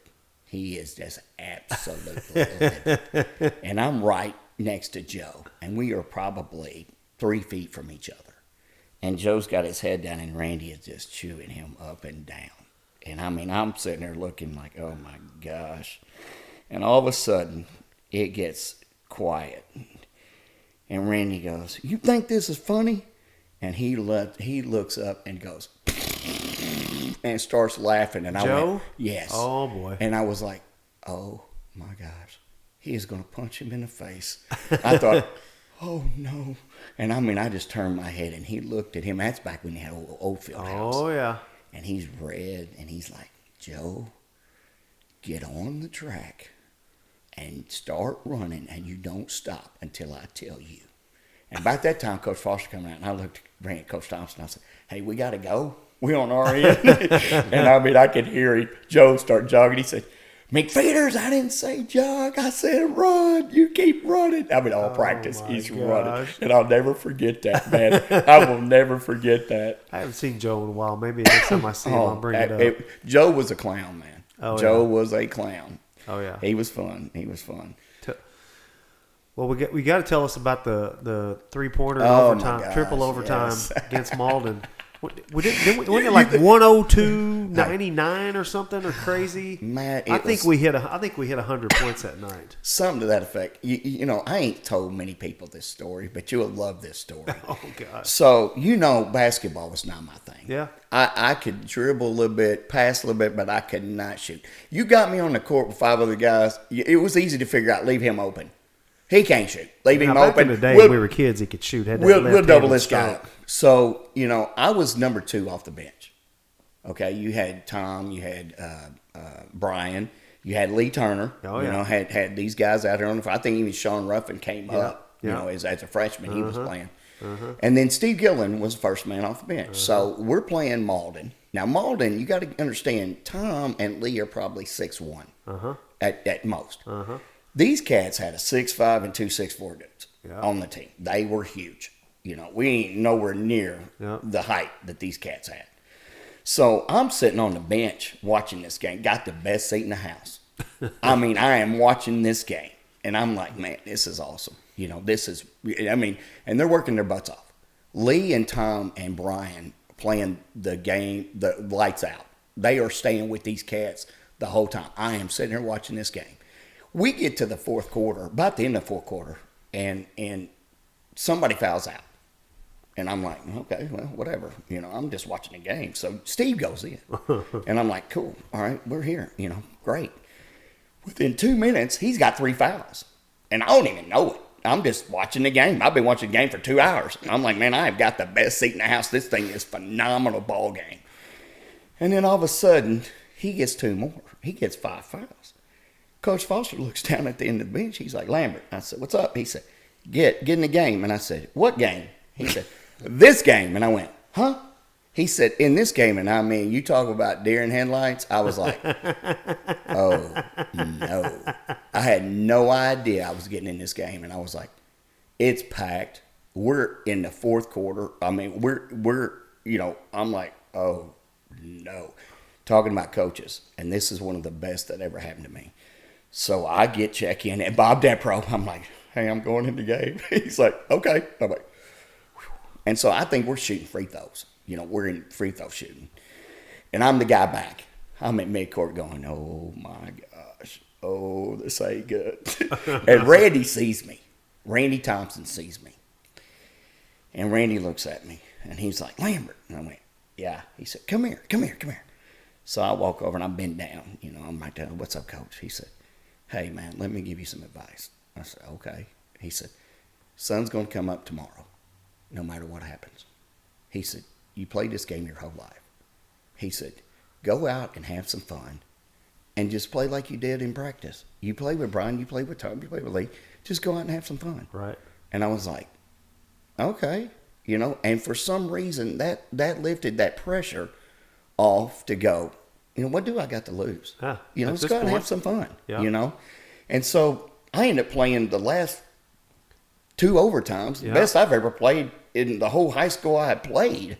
You know, and I was like, you know, but the funny thing about that was it just lifted that pressure off, knowing that it's just a game. Just go out and have fun. I can tell you exactly where he hit the shot, too. And you know, the funny thing about that, Lee Turner, I used to take Lee home. And Lee had a dry sense of humor. Lee, one time we were going home before, you know, taking him to practice, and he was in the passenger seat. And we pulled up to a stop sign. I said, hey, Lee, how's it look your way? And he said, like a city? And I went, okay, man. I mean, is there traffic coming? He's, nah, man, ain't no traffic. Go ahead and go. I was like, okay. So we're sitting in the huddle in triple overtime. We're in the huddle. And the idea behind this was I was going to be on the block. We're going to have 2 people on the block. Lee's got the ball. He's going to drive the lane. When they collapse on it, he's going to throw it out. And then as he continues, I'm going to bounce back to him. He's going to lay it up, either make it or get fouled. Go to the free throw line. And so Coach Foster's drawing this up. And I'm like, okay, yeah, it looks good. Yeah, it's a great plan.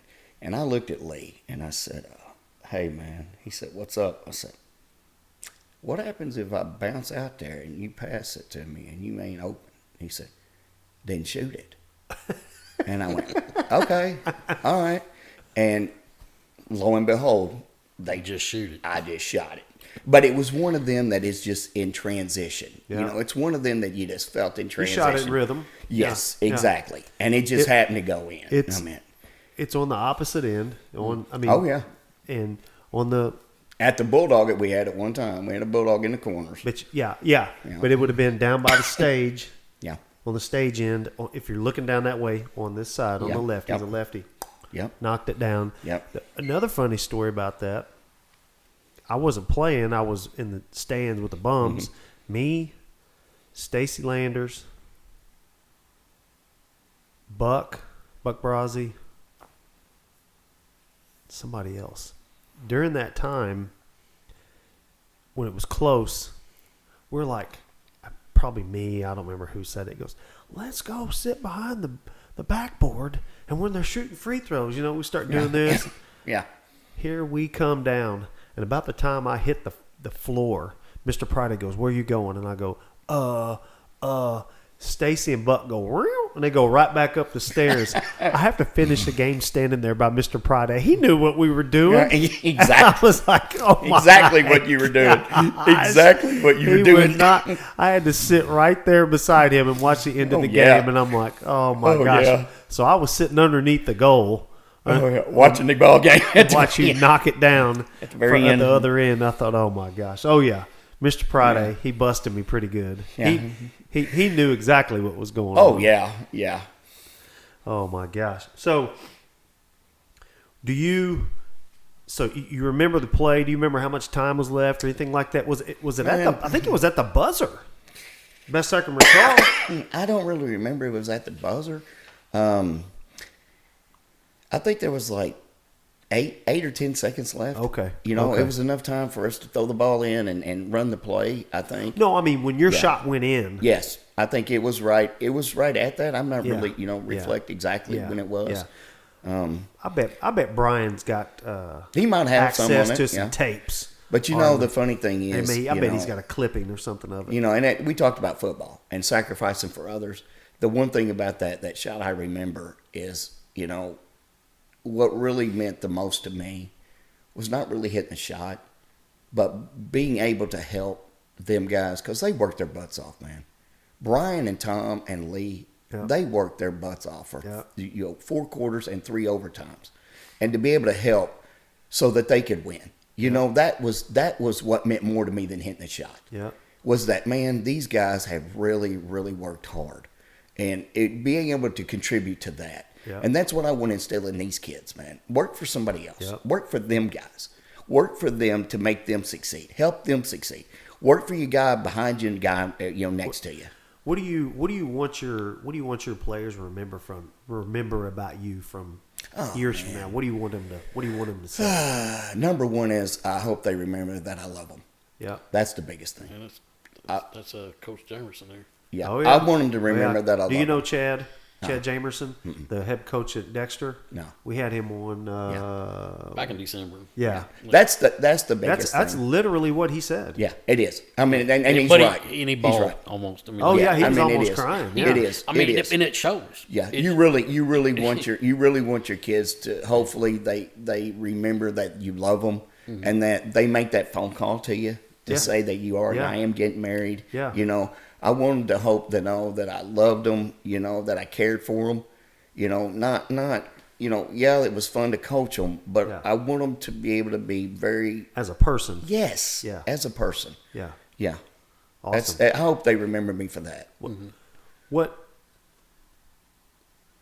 of course, we had Jim on last summer, and we talked a little bit about football. We may need to get him on again, just do another, a preview show, thinking about that. But...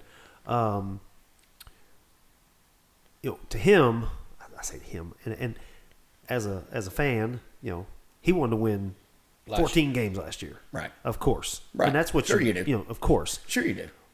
In your eyes, your first year here, knowing we used to be here and we're here, and our trajectory's going there. We're not there yet, but our trajectory, our momentum is going that way. Sure. What's a successful year for you look like this year? Success for me, I know that Jim wants to win, and I want to win games. And Greg does too. Don't get me wrong. I'd love to go 14. I'd love to have a state title. I get it. But for success for me is that we are competitive. Okay. We compete. Yeah. Whatever we do, we compete. We look back and we look and see that we gave everything we had in every game. Yeah. Every game. That you gave everything. You did not leave nothing out. You did not leave anything on the table. Coach, I gave you all I had, and that's all I expect from you. That would be success for me. If you've taken off at all, then we've taken from our success. You've taken from my success of what I think we could have been. And I don't want to look down the road and go, we could have been better if you'd have gave me more. And I think if you give me everything you got, then I see that as a successful year. Awesome. That's what I'm looking for. The scoreboard will take care of itself to me. Because, as we said earlier, you're going to get beat by better teams. At least they're better for that night. They may be just better than you. Okay. Listen, that happens. And it happens. It happens. Yeah. But if you give me everything you got, when them kids on that other side get on that bus and say, man, we had to earn that one. Yeah. If you've given me everything you got and you've earned respect from everybody out there, then that's success to me. Well, and we'll get better as we go. Yeah. And that will show in the wins and losses columns. Right. We Mike and I have talked about this a lot. Jim, he doesn't have the wins exactly where he wants it yet, but we as fans feel so much better about the product on the field. We're organized. Right. The kids, you can see the effort. Right. You can see the passion.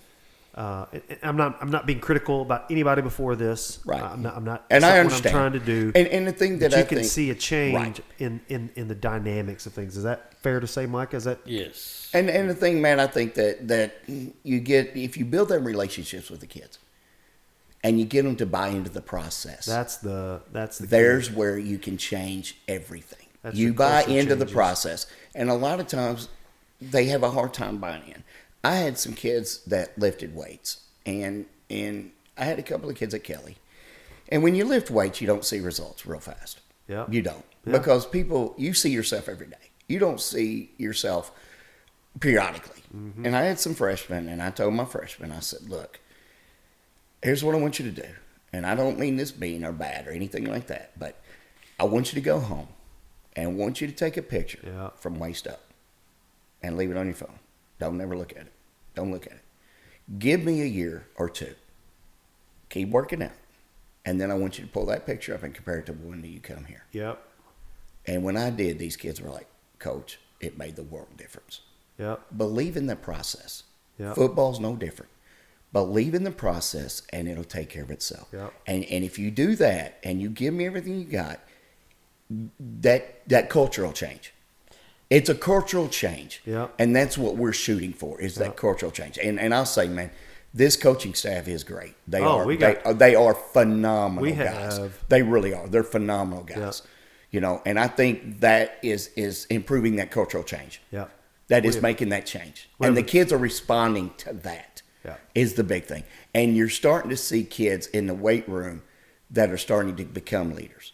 And I told my kids, I've coached for like 14 years, and I told my kids, I don't care how old you are. I don't care what grade you're in. I don't care if you're a freshman. I don't care if you're a senior. I need a leader. Yeah. You need to lead on this field. Just because you're an underclassman does not mean you can't lead. Yeah. Lead on the field. Yeah. Somebody's always following. That's right. Yep. Lead on the field. Yep. Lead on the field. Whether they're either following good or bad. That's right. That's exactly right. That's exactly right. And we talked about that. You got to have kids that buy into the process and want to give everything they can give. You've got to be dedicated to do it. Well, my favorite, Nick Saban. Yes. Oh yeah. Yeah. Nick Saban on game day a couple years ago had a quote that said, "You're either going to go through the pain of discipline or the pain of disappointment. Which one you want?" That's right. It's one of the two. Yeah. It's like I told my kids, the one thing with coaching is I've always told them, man, you're going to face adversity. Uh-huh. In this world, and football and everything else, you are going to face adversity each and every day. You're going to do one of two things. You're either going to succumb to it or you're going to rise above it and overcome it. One of the two. It's your choice, but there is no middle ground. You either rise above it or you succumb to it. One of the two. So you might as well put your shoes on and say, hey, I'm rising above this and overcoming it, because nobody feels sorry for you. And that's one thing that I'm big on. I do not feel sorry for you. What you're going to do, I don't. What you're going to be is disappointed whenever you look back and said, I should have, could have. That's right. Don't be that shoulda, coulda, woulda guy. Yeah. Don't be that guy. Yeah. Yep. That's exactly right. And while you were sitting there talking, you talked about a while ago, Jesus Christ being your, Number one. And anyway, my favorite scripture in the Bible is James chapter 1, verses 2 and 3. It says, consider it pure joy when you face trials and tribulations, because it makes you mature and lacking nothing. Sure. So, to me, that scripture says, trust that something greater. Control the things you can control, but trust something greater is going to pull through Exactly. When you need more. And the one thing I tell my kids, the one thing that I'm big on is, a lot of times, when you go through that and you go, I'm going to face adversity and I'm going to, what am I going to do with this? And you talk about winning and you talk about, well, I don't want to, winning ain't everything. Okay. But, you talked about following Jesus Christ. So let me ask you, and I told my kids, I said, let me ask you something. Do you think he came just to play the game? Or did he come to win the game? Because he could have gave in 4 days and 40 nights. He could have gave in to temptation. Did he? No, He didn't. Right. I didn't come to play the game. I come to win the game. Yeah. There's nothing wrong with winning. There's nothing wrong with winning. Winning and losing is part of it. And the thing about winning is ultimately he won for all of us. Mm-hmm. Yeah. But he came to win the game. He didn't come just to play the game. Right. He came to win the game. Right. Mm-hmm. That's a different mindset. Yes, it is a different mindset. I mean, and I don't want to, because I don't want to say that moral victories are great. Yeah. Right. But winning doesn't always look like what winning is. Right. That's true. If you That's don't what you were give your talking 100%, about. Exactly. winning is giving your 100%. That's it. It's not on the scoreboard. Because there may be somebody better. And like I said, we talked about success. Success is if you gave me everything, we had a successful year. Yeah. We succeeded. Yeah. Now, we'll get better as we keep going. Yeah. Like I And said- our success in what the world would see is we get more wins. Right. Sure, we're going to get more because we're going to get better. But if you keep giving me 100%, we're just going to get better at technique. Maybe we made the wrong tackle, but I gave 110, coach. I will never get on you for giving me 110% effort. You're going to make a mistake. Yeah. I told my kids one time, I said, let me tell you something. I said, if you're scared to make a mistake, you're scared to fail, you'll never succeed in life. Mm-mm. You have to accept failure. Yeah. Not fail, you got to accept it. Failure. If you accept failure, you'll succeed in life. And you learn from it. You learn from failing and make yourself better. Don't make the same mistake twice. Mm-hmm. Do the thing, but learn from your failure and get better. But you got to accept failing. We call it winning or learning. That's right. That's it. Failure is part of winning. Sure it Yeah, is. it is. Sure it is. I mean, it's part of the process. That Yes, that process of don't look at it as a failure is when you quit. Right. That's true. That's right. That's exactly right. When I don't give 110%, when I decide that, hey, I'm not going to give all I can give, and then you're failing. You're failing. Don't do that. Give me everything you got, and we win. And that's all. I told my kids, I'll never get on you for that. I will never get on you for that. What I get on you for is being lazy. Yeah. Don't be lazy, because we're going to make a mistake. It's like I told my kids. I said, sometimes I'm not looking at your first effort. I'm looking at your second. Oh, yeah. What do you do when you screw up? You the guy that drops his head and feels sorry for me? Or you the guy that says, I ain't going to happen to me again, coach? Because if you drop your head and feel sorry for you, I don't. Get off the field. Yeah. I'll get somebody that is, they're going to make a mistake, but what do they do next? That's my question. What's your second effort look like?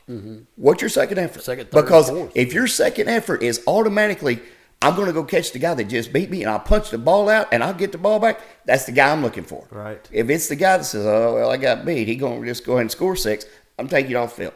Right. I can't have that. Right. I was going to say something, but I'm not. All right. Well, let's use that. Let's go to the lightning round. Okay, Ready? go with it. Yeah, let's go. Some quick Yeah, hitter questions. Let's go. Your favorite coach? Ooh, probably Randy Thompson. Like it. Yeah. Who was the best athlete in our class? Ooh. 89. son. Athlete. Athlete, yeah. Athlete-wise, that's a tough one, man. In football, I'd say Bert. If you're talking about athlete all around,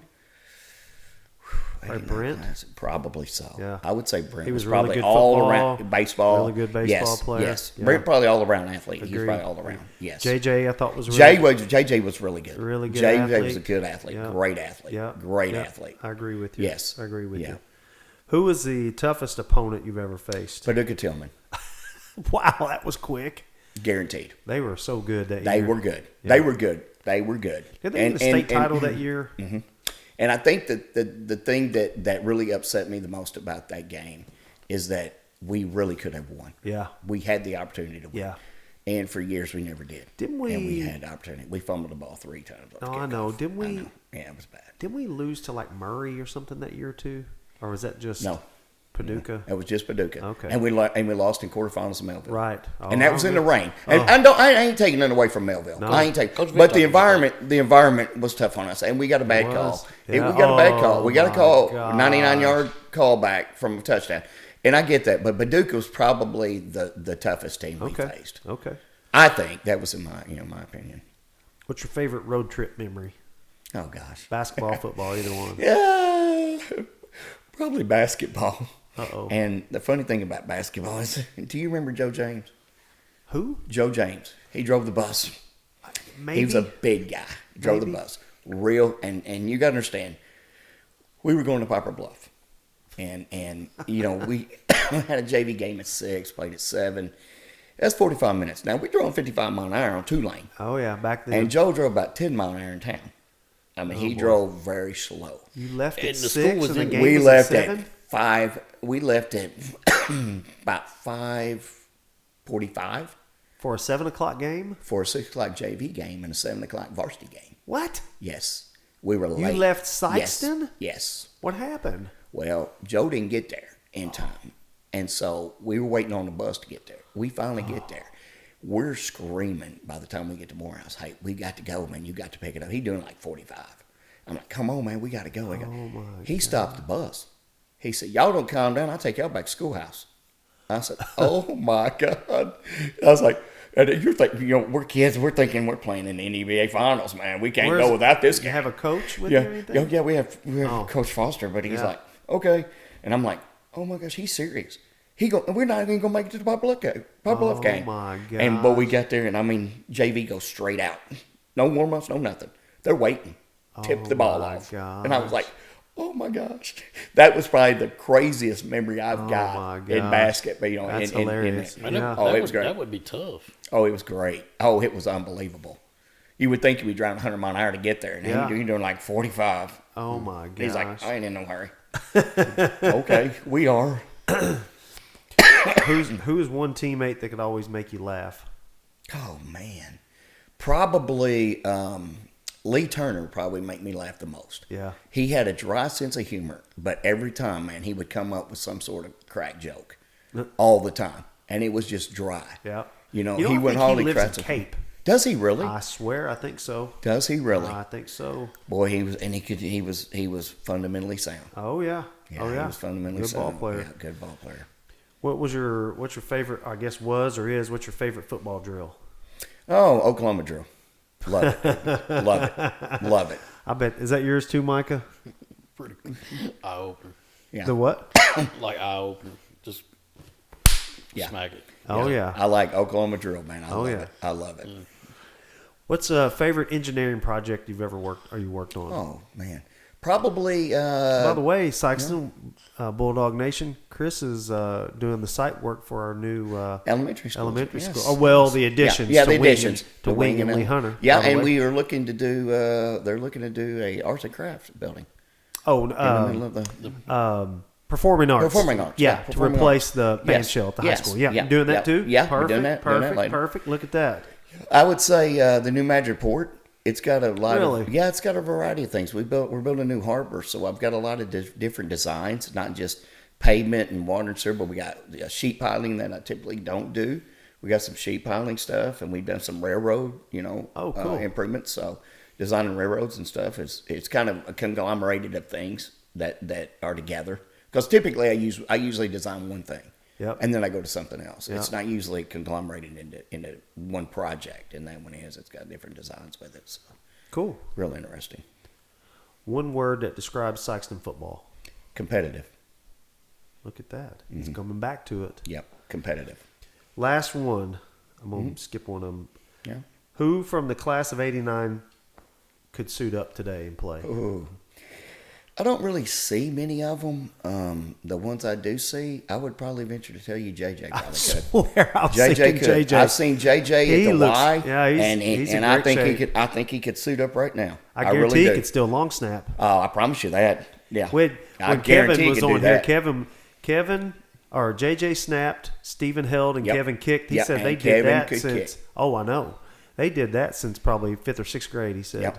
All three did that. I remember one of the football memories I do remember is that we were playing, and I don't remember exactly who we were playing, but Coach Vickery had he was calling a play, and it was right before half, and we were probably on the 40-yard line, I'm going to say, something like that, and he called an out, because we were like, I think Kevin can kick it if we get 5 or 6 yards. And I was like, I'll do it. I throw me the ball, I'll catch it. And I did. I caught one on an out route. I caught one, went out of bounds, and we had like 3 seconds left on the clock. And it stopped the clock, you and out. And I think Kevin kicked about a 40-yarder right before half. Oh, yeah. And we got 3 points on the game, on the board for it.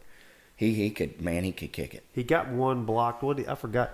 Lamont Frazier, I think, got a fingernail on it, and it was like a 50-yarder or something like that. He could We kick talked it. about that. Yeah, he could kick it. Oh, man. he could kick a football. Yeah, he could absolutely kick No a doubt. football. No man. doubt. He was excellent. But I think JJ could suit. I think he could suit up. I agree with you. I really do. I agree with you. I still do. I agree. Well, Chris, that's about, believe it or not, we're an hour and a half, baby. Hey, how about that? That's not bad for us. That's not bad. That's That is not bad. at all. Counting the other half hour before and probably another Pretty half good. hour afterwards, Yeah, we'll be how running about on that? 2.5. Yeah, how about that? It's pretty good. Not So, bad. give us 3 guests that we should have on here. Oh, man. I'm going to tell you, Brad Priddy. Need to get Brad on here. Brad, you need to get on there. Peyton Howard. Yep. I think Peyton would be good.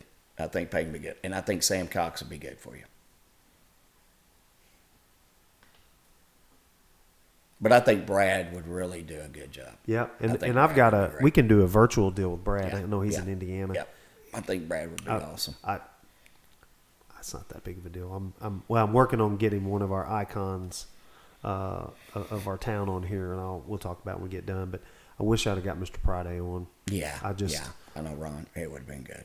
Mr. Yeah. Bill Pride. Yeah. Oh, Bill. Ron yeah. just no. Yeah. Yeah. Just Bill. just the memories and the history Right. that he knows about our town and the school and football team. And being principal, Right, right. Yeah, and where he had been before we were there. Exactly. That Exactly. would have been awesome. Maybe he could have told the That would story have of been awesome. calling Jay out. Ooh, boy, was that funny? Was that great? Boy, he gave him a bunch of it. That was awesome, dude. Don't lie to me, son. Oh my gosh. No, I'm serious. I wasn't lying. Yeah, you were. You're lying.